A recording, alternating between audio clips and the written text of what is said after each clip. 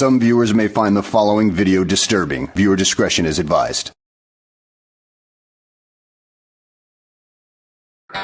If you've ever been to a grocery store, you might have seen these tabloid articles trying to make exposés about some millionaire you've never heard about or some other fucked up thing Ellen DeGeneres did to her coworkers. Most of these articles are based on a form of conjecture or a statement that is founded on incomplete or wrong information. For American in particular, you can't really arrest the people making this kind of stuff because of the First Amendment, but you can still sue the hell out of them for libel and defamation of character. Judging by how these things are still alive though, I don't doubt that they can afford a couple of slaps on the wrist from some guy they pissed off. She was killed not by Drew, but by the ex. Come on down. Granted, I never really see anyone ever pick up a copy to read some of this stuff, but just because you don't really see it anymore doesn't mean it's just gone. All that really happened is that some new people came into the playing field.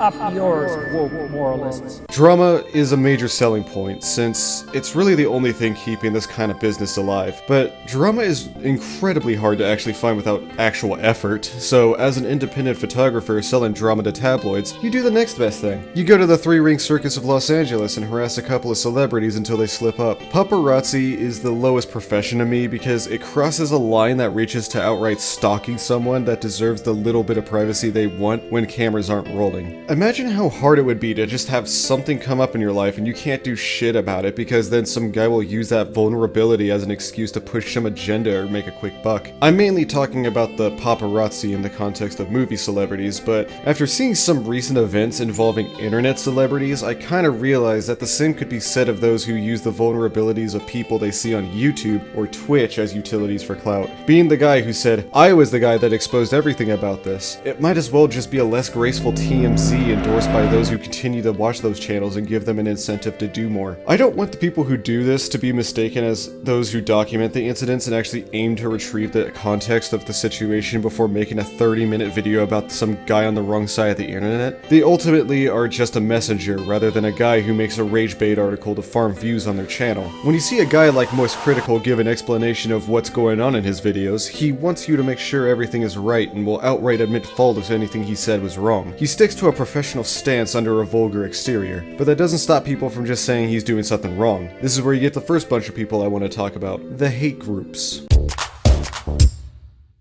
As a content creator, there's a guarantee that no matter what you say or do with your platform, someone's going to be upset about it. Now, take that negativity bias and build an entire group of like-minded individuals with the sole purpose of hating on some dude they haven't watched since 2011, and you have yourself a hate group. If I had to estimate how much of a community would dislike your content as opposed to the ones who do like it, it would probably average to about 10% of your viewers that don't actually like you. Even if that's a minority, 10% of a million is still 100,000. The first actual hate group I've ever seen was the Cinemassacre Truth, a group of people that are against the current status of the channel Cinemassacre and James Rolfe's decision to keep playing as the angry video game nerd for about 16 years now. When you're running a show for that long, there's no doubt that you're gonna lose some of that steam as compared to when you were in your prime.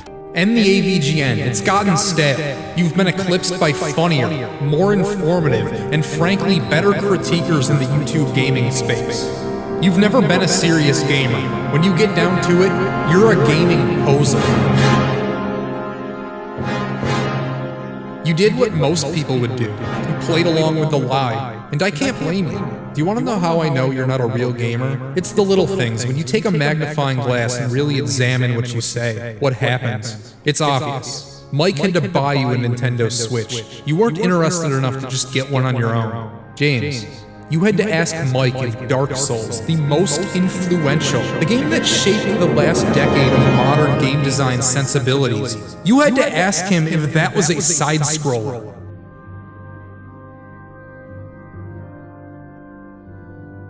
As a viewer, you have every right to be criticizing a work that doesn't meet expectations, because it lets the creator know that there is room for improvement. But with that said, you're not in a position to be judging a creator by what they should be making that meets your expectations. Most groups like these tend to follow the same idea that there needs to be this specific way in which something needs to be done, and if that isn't meant, then you shouldn't even bother trying. How dare a content creator decide to make what they want? We are the reason why they even have a problem, so they should just stick to the one thing I like, or else the channel has become an abject failure in my eyes. It's not like people grow or develop different tastes over time. If they even change, then that means it's a change for the worse. Fucking fuck.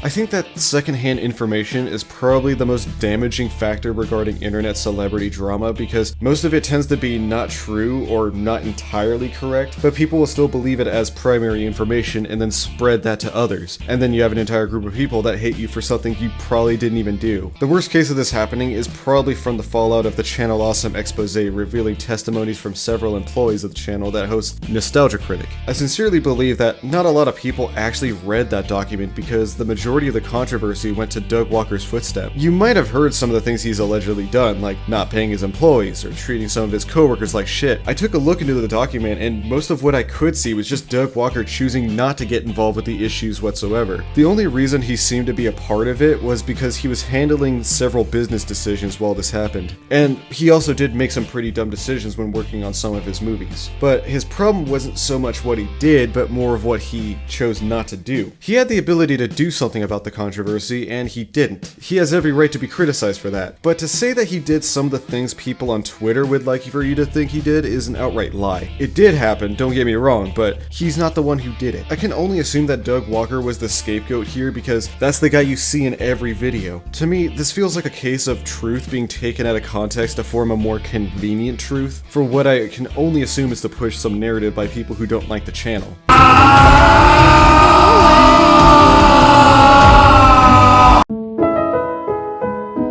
If you've heard of the game Omori, you might have heard about some of the controversies behind this developer. One being the composer sexually abusing their partner, which was confirmed to be true by a statement from the person involved. But one of those controversies was actually none of Omocat's fault. There was a time when she was being accused of being a pedophile because one of her merchandise showing the main character from the game she was making that says boy on it. However, some people mistook this as the term used for the sexual exploitation of minors, which wasn't helped by the fact that the original concept of Omori showed the boy watching pornography. It clearly was a misunderstanding by those who automatically assumed the word was synonymous with a bad thing. I can't even imagine how fucking scary that would be, inches away from being labeled as a sex offender for just a joke. One of the other things that also really fanned controversy is trying to get other people with a platform to talk about it. Doug Walker can't just make a tone-deaf review of The Wall. No, we need to hear about what Adam from YMS wants to say about it as well. Clearly, Doug isn't the best voice to listen to, until we need to use him as a weapon against how Linkara acted out from Chris O'Neill's portrayal of him. We turn the people that moderately have some connection to these people and then use them as ammunition to form discussions, while turning a blind eye to the fact that it's probably going to make the situation worse. Still, most of what I'm saying can just be brushed off as just speculation. I mean, there's no way that I can prove that this kind of group has the potential to be harmful, right?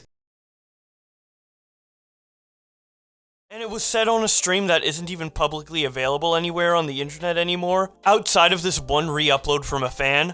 I also just recently learned that there was an older re-upload of this video that got taken down at the request of Ding Dong, who left this comment on the video, explaining how he doesn't want this to become a big spectacle, or have people point fingers at the wrong people within Game Grumps who didn't do anything. And after seeing this comment, I really had to stop and think about whether or not it is morally right for me to upload this video, as while I think everything Ding Dong is saying here is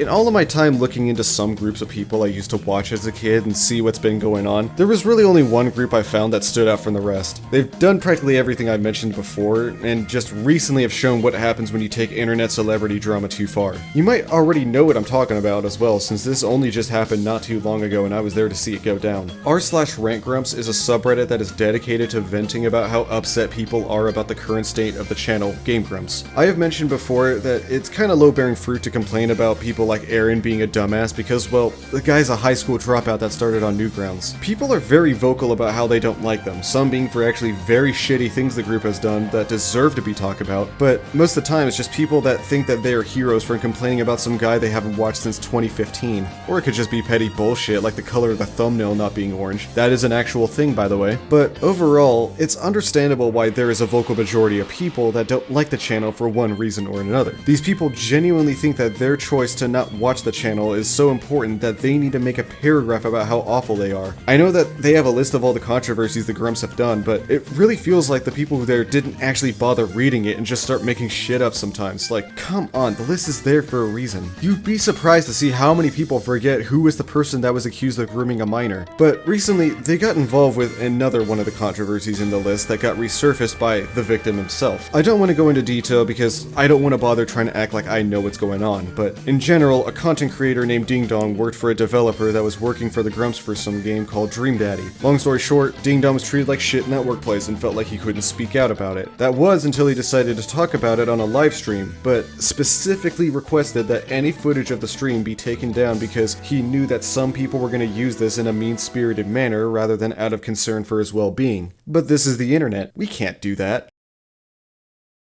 One of the channels I saw that uploaded it was a channel called Boblax, which, just from looking at his thumbnails, tell me all you need to know. I scrolled in a bit of the video, and every comment immediately starts blaming Aaron or Dan about this happening because they don't know anyone else. After all, they are an easy scapegoat because they already have so many controversies with their name on it. What harm could come from one more convenient truth? Not even a week later, in response to the whole issue blowing up because people couldn't just respect his desire to just let the past be in the past because so many people have a hate boner for these guys, he decided to just leave. He left with an hour-long stream discussing what happened, what's his reason for leaving, among other topics, and with that, he's been off the wire since the 12th of January. Don't tell me you're helping me if you're going to monetize what happened and you're going to misconstrue it and target all the people I said at the end of my stream not to target. If you're doing all this stuff, you're clearly not doing it to help. You're exploiting probably one of the most vulnerable situations that somebody has here because you're mad about a guy who fucking plays video games. That's where you're at. That's what you're operating on. I really wonder if the people who do this actually care about the topic they're talking about. It's astounding how for some reason there's so many people who are at their worst trying to do the right thing. It's perfectly fine to be concerned for someone's well-being, but if you honestly cared about them, you probably wouldn't be making your videos look like this. Almost every person I've seen make a video about one of the topics in this video has at least been aimed to actively shit on the face of the operations, rather than the focus of the actual person behind the problem. I don't think I need to explain this, but just because you only know about the people you see or hear in the video doesn't mean that they're the only people who are at fault. As a viewer, it's your responsibility to search for context before you start spreading misinformation to others. And as a content creator, you are not legally obligated to make a video about everything that happens on this platform because others are getting popular for it. So just stop. I know that just saying stop isn't going to stop the issue at hand, but the best you can do is at least know when to make a stand against those who are clearly using conjecture for clout. To finish this video, here's a couple pointers to help identify a false narrative. They don't cite their research or never back up their claims. Their thumbnail clearly shows an intent to put another person in the spotlight when they barely have anything to do with it. Their citations are just random footage of a live stream the creator intentionally trimmed for emphasis. Their other videos have shown a clear bias against one person or another. The creator clearly baits out a response by playing Schrodinger's douchebag on Twitter. The creator unironically uses forum weapons to refute arguments potentially made against their claim. There could be more to find out, but generally here are a couple good pointers when trying to identify them. There are dozens of content creators that will at least try to inform you about the things that happened and post updates if possible, rather than just waving your PFP around talking about shit you shouldn't even really be worried about, like holy shit, who the fuck made you do this?